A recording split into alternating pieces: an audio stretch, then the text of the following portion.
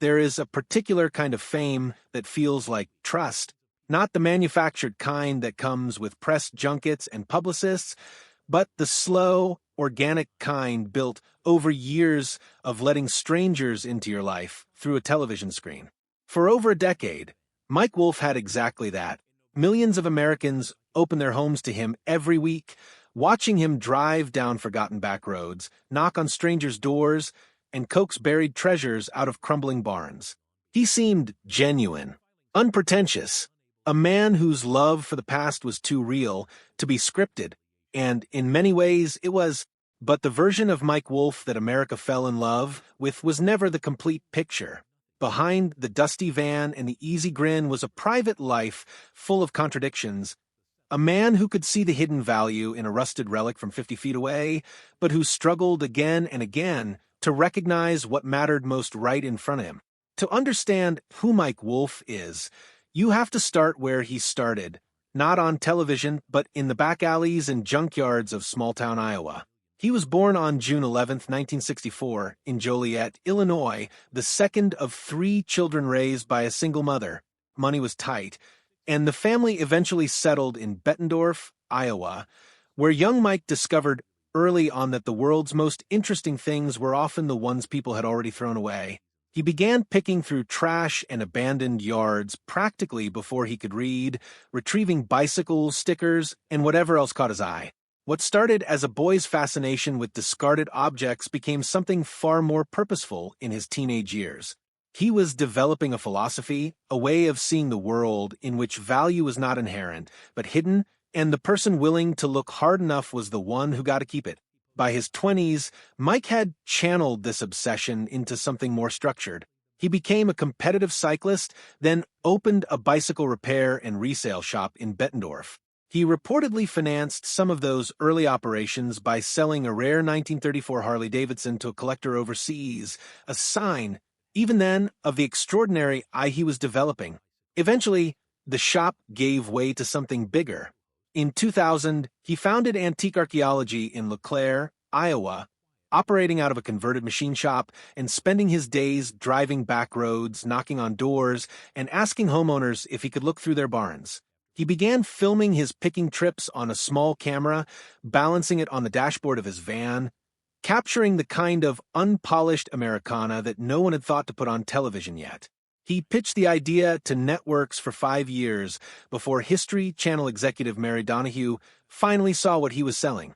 American Pickers premiered on January 18, 2010, and it was immediately clear that Mike had something special. That first season drew as many as 5.4 million viewers per episode, making it cable television's highest-rated new nonfiction program among adults 25 to 54. The format was deceptively simple. Mike and his childhood friend Frank Fritz driving across the country in a van, hunting for forgotten objects with untapped stories. But what made the show work was not the objects, it was the relationship. Mike and Frank had known each other for roughly 20 years before the cameras arrived. Their dynamic on screen was natural because it was real. They genuinely knew how to finish each other's sentences, genuinely ribbed each other the way only old friends can, and genuinely shared a passion for the kinds of things most people walked past without a second glance. America was not just watching a treasure hunt. It was watching a friendship. What America was not watching, however, was Mike's personal life. And that gap between the man on screen and the man off, it is where the story gets considerably more complicated. Jodi Faeth had been part of Mike Wolfe's life long before anyone outside Iowa had ever heard his name. She met him in 1994 through a mutual friend, when he was nothing more than a picker with a van, a dream, and a shop. She fell for that version of him and stayed beside him for nearly 2 decades, through the grinding early years of building Antique Archaeology, through the slow television pitch that kept getting rejected, and finally through the sudden explosion of fame that came with American Pickers. Through all of it, she waited for a proposal that did not come for 18 years. The couple were committed and serious, building a life together. But Mike did not ask her to marry him. For fans who later pieced together that timeline, it was a quietly unsettling detail.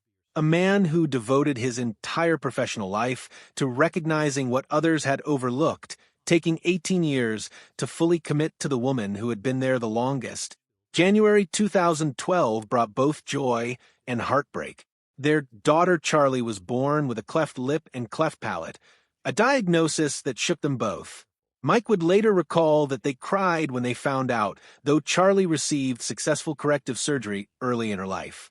The experience led the family to partner with Operation Smile, an international nonprofit that provides treatment for children with the same condition worldwide. It was one of the most publicly admirable chapters of Mike's off-screen life, and it was followed in September of that same year by the wedding that had been 18 years in the making. The marriage, however, carried cracks from the start, or at least the pressures that would eventually crack it. In 2013, Jodi was diagnosed with stage 2 non-Hodgkin's lymphoma. Mike was publicly supportive, vocal about her strength, present through treatment.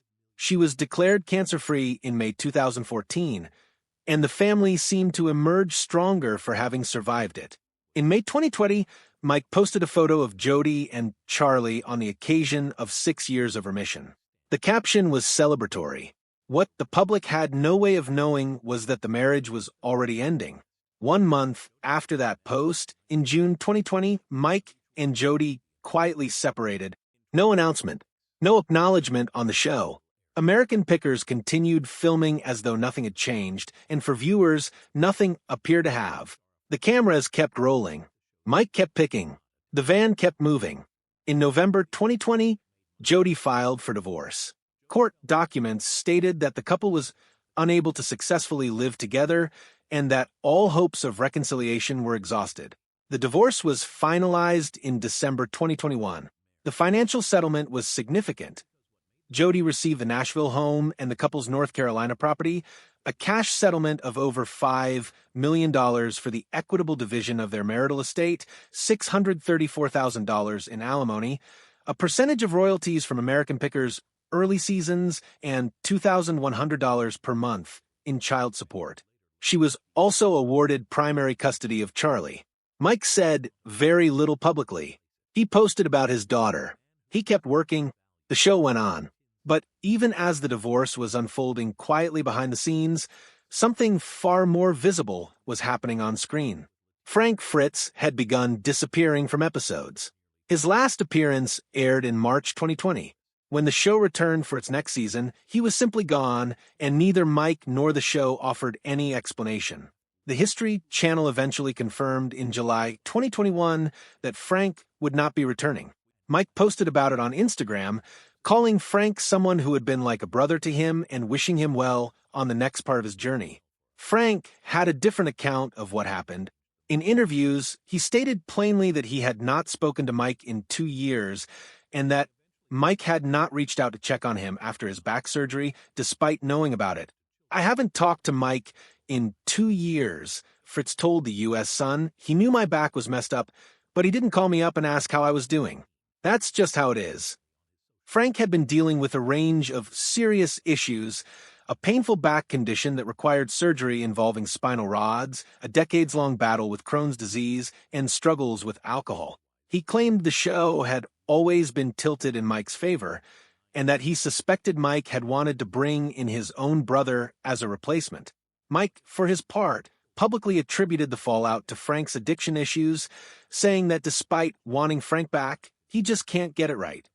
The public feud between the two men wounded the show's credibility in a way that replacement co-hosts and new formats could not fix. Viewers had spent a decade watching what they believed was a genuine, unbreakable friendship. When the reality turned out to be messy, two men who allegedly hadn't spoken in years, while one was quietly struggling through surgery and sobriety, it reframed everything they thought they'd seen. Ratings declined. A fan movement formed online, pushing for Frank's return. The show that had once drawn over 5 million viewers per episode was now a fraction of its former self. Then in July 2022, Frank Fritz was found unresponsive at his home in Davenport, Iowa. He had suffered a severe stroke and was hospitalized. It was Mike who publicly broke the news, asking fans to pray and noting that it was not the time to set the record straight. In the wake of the stroke, Reports emerged that the two men had quietly reconciled. A friend of both later revealed that over Memorial Day weekend in 2023, Mike and Frank met in person for the first time in years. According to that account, both men were in tears. Mike reportedly told Frank that no one could ever replace him. They talked about old times.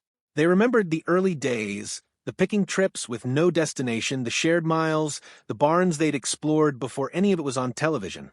The reunion, private as it was, came too late for a public resolution. Frank Fritz died on September 30th, 2024, at the age of 60, after an extended period of declining health following his stroke. Mike was reported to have been at his bedside. He posted a